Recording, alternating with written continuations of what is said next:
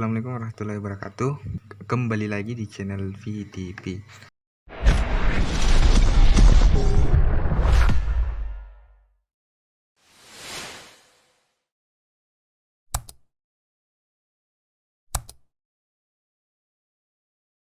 Nah, di hadapan saya kali ini adalah motor Beat konvensional atau Beat karbu, dimana keluhannya yakni aki selalu tekor. Padahal akinya sendiri itu adalah aki baru beberapa bulan yang lalu diganti. Jadi akinya adalah aki baru ya, terbilang masih baru 2-3 bulan yang lalu. Oke, jadi kasusnya akinya selalu tekor, sehingga ketika starter tangan mau difungsikan, dia nggak bisa ya. Kadang bisa, kadang tidak. Bisanya ketika mungkin sudah nyala beberapa waktu lama, kemudian dicoba untuk starter tangan, itu kadang bisa. Tapi ketika hanya beberapa menit saja motornya hidup, itu akinya tekor lagi. Nah,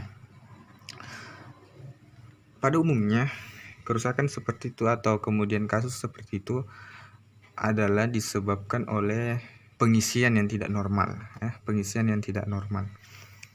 Nah, berbicara masalah pengisian berarti itu menyangkut komponen yang namanya regulator atau rectifier itu sendiri, atau bahasa bengkelnya kiprok ya, kiprok atau cipros. Nah, pada umumnya seperti itu. Jadi ketika berbicara masalah pengisian berarti orang langsung terbayang ke regulator atau rectifier itu sendiri. Nah, kasus ini adalah rectifiernya sudah mulai kurang fungsinya ya. Jadi sudah melemah begitu, pengisiannya sudah tidak memenuhi standar. Tapi ketika dinyalakan lampunya, lampu utama itu normal ya, normal, nyalanya bagus. Tapi untuk dari segi pengisian dia tidak mumpuni ya, atau tidak mampu untuk mengisi baterai, sehingga akinya selalu short. Nah, setelah coba saya tes dengan multitester di aki tadi, tegangan aki normal ya, tegangan aki normal di atas, di angka 12 volt sekian. Tapi ketika mesin dihidupkan, mesin dinyalakan, rectifier ini otomatis mengisi. Kalau itu normalnya mengisi. Akan tetapi setelah saya tes dengan multitester, tegangannya malah turun. Tegangan yang ada di baterai malah turun. Yang seharusnya tegangan pengisian lebih besar daripada tegangan aki, itu normalnya ya, tegangan pengisian lebih besar daripada tegangan aki. Nah, bisa dipastikan rectifier yang bermasalah. Kemudian yang kedua, biasanya rectifier yang normal itu dia agak panas ketika mengisi atau kemudian mesin dihidupkan. Apabila pengisiannya berjalan, maka rectifier ini sedikit panas ya, agak panas, tapi tidak berlebihan juga panasnya, panas yang sewajarnya lah. Nah, tapi dalam kasus ini memang rectifiernya dingin ya, ketika mesin dihidupkan rectifiernya dingin. Nah, itu ciri-ciri juga rectifier yang sudah mulai sudah mulai lemah ya. Nah, bisa dipastikan berarti rectifier yang bermasalah atau regulator atau kiproknya yang bermasalah. Nah, langsung saja saya mengganti karena memang untuk kiprok sendiri itu tidak bisa diakali ya. Bisa sih, tapi ribet ya, bisa diakali. Jadi saya ganti dengan kiprok ori dari Yamaha, tepatnya motor Jupiter set burung hantu, karena sama untuk dari segi soket, sama kabelnya sama. Nah, setelah saya pasang rectifier ini, regulator ini, maka tegangan yang dihasilkan untuk inputnya ke aki normal di angka 14 sekian volt, tidak juga di angka 15, tidak juga di bawah daripada angka 13 volt. maka bisa dikatakan bahwasanya pengisiannya sudah kembali normal.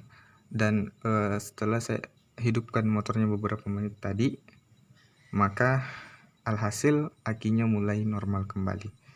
Nah, teman-teman sekalian, bisa dipastikan ketika aki motor Anda soak atau kemudian sering soak dan pada kasus itu akinya baru saja diganti, maka bisa dipastikan pengisiannya tidak normal.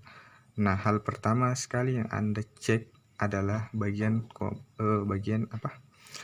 kiproknya sendiri atau rectifiernya sendiri. Untuk secara pengecekan visualnya bisa dengan cara ketika mesinnya hidup, ya, mesin motor hidup, Anda bisa lepaskan kabel positif ini, positif aki. Apabila ketika Anda lepaskan kabel positifnya, maka apabila Anda lepaskan kabel positif aki tadi ini, kemudian mesin tiba-tiba mati, maka bisa dipastikan pengisian tidak sampai ke aki, atau kemudian pengisiannya tidak normal, ya, karena pada dasarnya walaupun tanpa aki, apabila pengisiannya normal, maka motor ini bisa hidup. Beda dengan sistem injeksi. Oke, kemudian yang kedua bisa dengan cara diraba, ya. Ketika motor dihidupkan, diraba. Apabila dia terasa hangat, maka sebenarnya pengisiannya berjalan. Tapi apabila dia dingin, maka sama sekali nggak ada pengisian. Dan apabila terlalu panas, maka bisa dipastikan overcharge atau berlebihan dari tegangan yang seharusnya. Biasa di angka 15 volt lebih.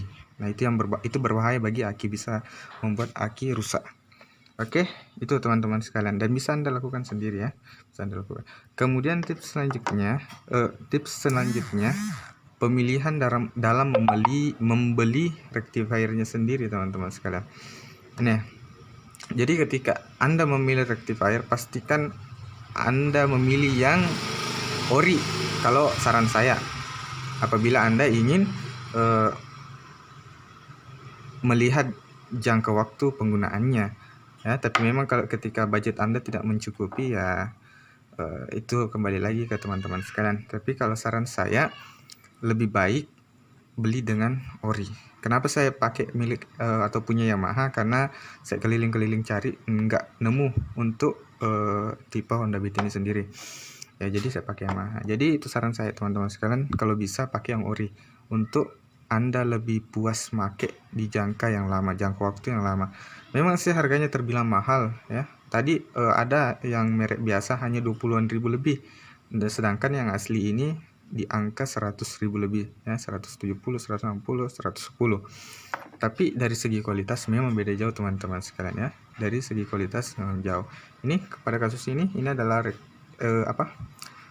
regulator baru, katanya regulator baru, tapi hanya beberapa bulan saja sudah ini bermasalah.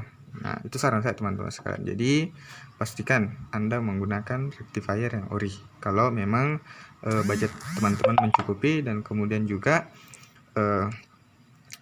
teman-teman ingin merasakan fungsinya dalam jangka waktu yang lama. Oke, mungkin itu teman-teman sekalian. Jadi apabila aki teman-teman soak, coba cek dulu rectifier atau regulatornya atau kiproknya apakah berjalan normal atau tidak, ya. Nah, kemudian ciri-ciri terakhir dari kiprok itu sendiri kadang ya ditandai dengan lampu redup atau mati sama sekali. Itu bisa juga penyebab dari rectifier yang bermasalah. Oke, itu teman-teman sekalian. Jadi semoga tips ini bermanfaat buat teman-teman semua. Anda bisa lakukan sendiri, Anda bisa kerjakan sendiri, dan Anda bisa mengganti sendiri cukup dengan membuka bagian yang menutupi rectifier itu sendiri. Oke, saya lanjut kerja dulu. Mungkin tipsnya bermanfaat dan bisa teman-teman gunakan. Sampai jumpa di video saya berikutnya. Oke, dan juga jangan lupa untuk di like, ya, komen apabila memang keliru, dan juga di share serta di subscribe, ya, supaya saya tambah semangat buat videonya. Oke, cukup sekian. Assalamualaikum warahmatullahi wabarakatuh.